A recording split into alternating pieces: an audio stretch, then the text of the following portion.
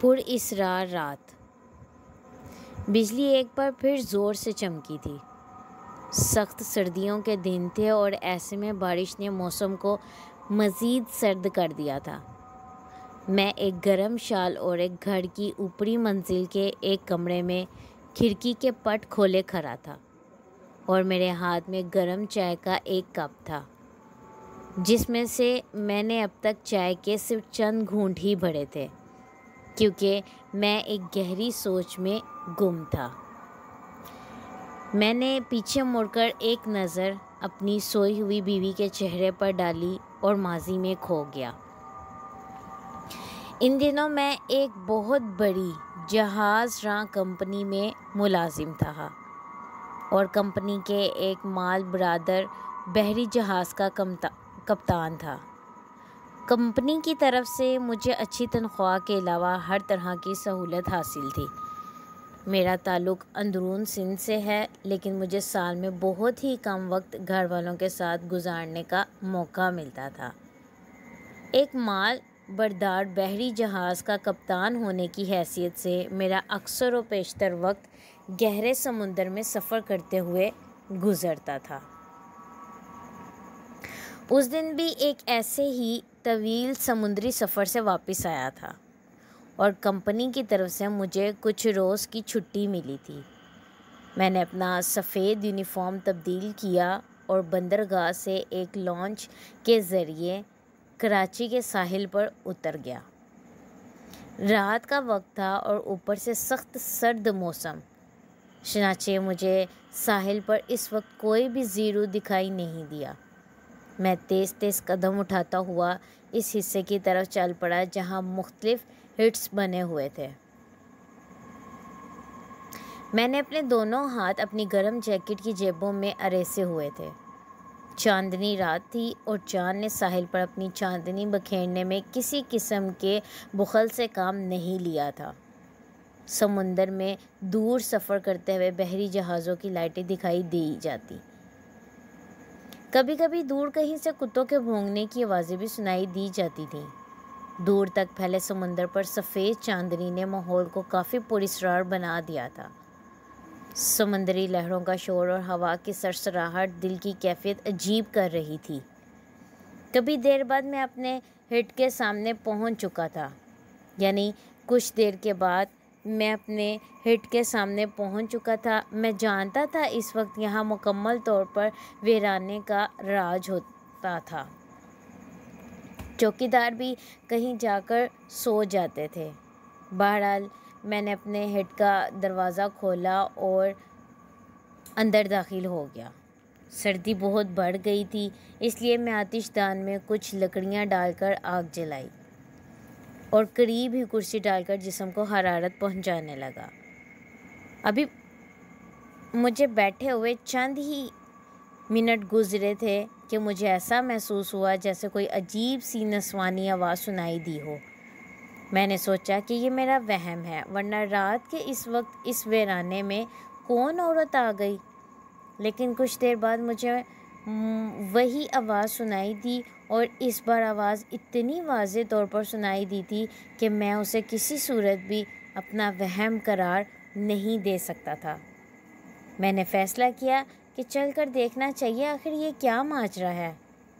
میں نے ٹارچ اٹھائی اور باہر آ گیا۔ باہر آ کر میں نے متلاشی نظروں سے ارد گرد کا جائزہ لیا لیکن وہاں مجھے کوئی بھی نظر نہ آیا۔ میں واپس اپنے ہٹ کی طرف بڑھا ہی تھا کہ وہ آواز پھر سنائی دی اور پھر مسلسل سنائی دینے لگی۔ نسوانی آواز میں کیا کہا جاتا رہا میری کچھ سمجھ میں نہیں آیا، کیونکہ وہ عورت یا لڑکی جو زبان بول رہی تھی وہ زبان کم از کم میں نے آج تک نہیں سنی تھی۔ میں ٹارچ ہاتھ میں تھامے آہستہ آہستہ قدموں سے اس سمت بڑھنے لگا جس سمت سے آواز آ رہی تھی۔ اس سناٹے اور خاموشی میں یہ نسوانی آواز بہت ہی عجیب اور پراسرار لگ رہی تھی۔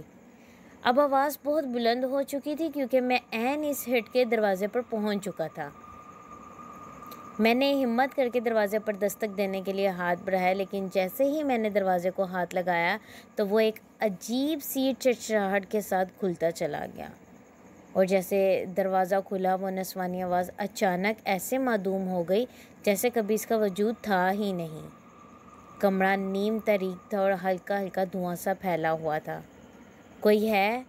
میں نے ہمت کر کے بآواز بلند پوچھا، لیکن کوئی جواب نہیں آیا۔ اچانک مجھے ایسا محسوس ہوا جیسے میری ریڑھ کی ہڈی میں سردی کی لہر دوڑ گئی ہو۔ پھر ایسی آوازیں آنا شروع ہو گئیں جیسے بہت ساری بلیاں مل کر رو رہی ہوں اور سوگ منا رہی ہوں۔ اس ماحول میں یہ آوازیں کسی کی بھی سیٹی گم کر دینے کے لیے کافی تھیں۔ اچانک کمرے میں موجود بلب نے جلنا بجھنا شروع کر دیا اور ایک غیر نسوانی چیخ نما گراہٹ سنائی دی۔ میرے رونگٹے کھڑے ہو گئے۔ میں تیزی سے دروازے کی طرف لپکا، لیکن جیسے ہی میں دروازے کے قریب پہنچا دروازہ اچانک زور سے بند ہو گیا۔ میں جو حواس باختہ ہو کر تیزی سے دروازے کی طرف لپکا تھا، اچانک دروازہ بند ہونے کی وجہ سے دروازے سے ٹکرا گیا اور ٹارچ میرے ہاتھ سے چھوٹ کر نیچے گر گئی اور میں دروازہ کھولنے کی کوشش کرنے لگا، لیکن ایسا لگتا تھا جیسے کسی نے دروازہ جام کر دیا ہو۔ اس وقت میں نے لاشعوری طور پر پیچھے مڑ کر دیکھا، لیکن وہاں کا منظر دیکھ کر میرا کلیجہ حلق میں آ گیا۔ دو گہری سرخ آنکھیں مجھے گھور رہی تھیں۔ سامنے کرسی پر جو مخلوق بیٹھی تھی اس کا اوپری دھڑ بلی کا تھا، جبکہ جسم کا نچلا حصہ چمگادڑ کا تھا اور اس کی اونچائی لگ بھگ 10 فٹ تھی۔ ماحول میں ایک بار پھر وہی نسوانی آواز گونجی اور یہ دیکھ کر میں سکتے کی حالت میں رہ گیا کہ وہ آواز اسی مخلوق کے منہ سے برآمد ہو رہی تھی۔ میرے سوچنے سمجھنے کی تمام تر صلاحیتیں سلب ہو چکی تھیں۔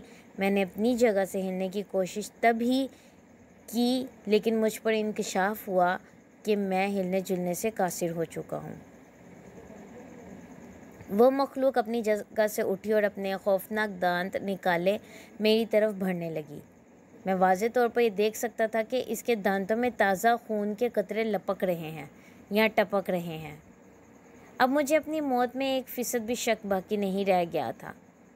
پھر اچانک جیسے گھٹا ٹوپ اندھیرے میں امید کی کرن چمکتی ہے، ویسے ہی، ہاں بالکل ویسے ہی امید کی کرن چمکی۔ دروازہ ایک جھٹکے سے ٹوٹ کر نیچے گرا اور ایک نورانی صورت والے بزرگ کمرے میں داخل ہوئے جن کے چہرے پر سفید داڑھی تھی۔ انہوں نے آتے ہی مجھے کمرے سے باہر جانے کا کہا۔ مجھے ایسا لگا جیسے میں اچانک ٹرانس کی کیفیت سے باہر آ گیا ہوں۔ اب میں اپنی جگہ سے حرکت کر سکتا تھا۔ میں نے باہر کی طرف دوڑ لگا دی۔ ہیڈ سے کچھ دور جا کر میں بے ہوش ہو کر گر گیا اور اس کے بعد مجھے کچھ پتہ نہ چلا کہ وہاں کیا ہوا۔ جب مجھے ہوش آیا تو میں اپنے ہیڈ میں لیٹا ہوا تھا اور وہ نورانی چہرے والے بزرگ میرے پاس کھڑے تھے۔ انہوں نے میری آنکھوں میں موجود سوالات پڑھ لیے تھے، اس لیے میرے بولنے سے پہلے ہی گویا ہوئے وہ ایک ہندو جنی تھی جسے بے انتہا شیطانی طاقتیں حاصل کرنے کے لیے ہر مہینے کی کسی چاندنی رات میں کسی مسلمان کا خون پی کر اس کی بھینٹ چڑھانی ہوتی تھی۔ اگر میں آج صبح وقت پر نہ پہنچتا تو وہ تمہیں بھی ہلاک کر ڈالتی۔ میں بھی قوم جنات سے تعلق رکھتا ہوں، لیکن میں ایک مسلمان جن ہوں۔ میں کافی عرصے سے اس جنی کی تلاش میں تھا اور آج یہ میرے ہتھے چڑھ گئی۔ میں حیرت کے سمندر میں ڈوبا اس نورانی چہرے والے بزرگ کی طرف دیکھ رہا تھا جو کہ قوم جنات سے تعلق رکھتا تھا لیکن ایک نیک مسلمان تھا۔ اب وہ جنی کہاں گئی؟ میں نے بزرگ کی طرف دیکھتے ہوئے کہا۔ وہ اپنے انجام کو پہنچ گئی ہے بیٹا، اور مجھے خوشی ہے کہ میں نے اپنے مرشد کی طرف سے سونپا گیا کام بخوبی انجام دے دیا ہے۔ بزرگ مسکراتے ہوئے گویا ہوئے۔ تو کیا اب جنوں میں بھی مرشد ہوتے ہیں؟ یہ میرے لیے ایک نیا انکشاف تھا۔ بزرگ مجھ سے کچھ نہیں بولے، بس مسکراتے ہوئے شفقت سے میرے سر پر ہاتھ رکھا اور ہوا میں تحلیل ہو گئے۔ اس واقعے کو برسوں بیت چکے ہیں۔ میں اب بھی اہلیہ کے ساتھ وہاں جاتا رہتا ہوں، لیکن آج بھی جب میری نظر اس ہیڈ پر پڑتی ہے تو یہ واقعہ میرے ذہن میں تازہ ہو جاتا ہے۔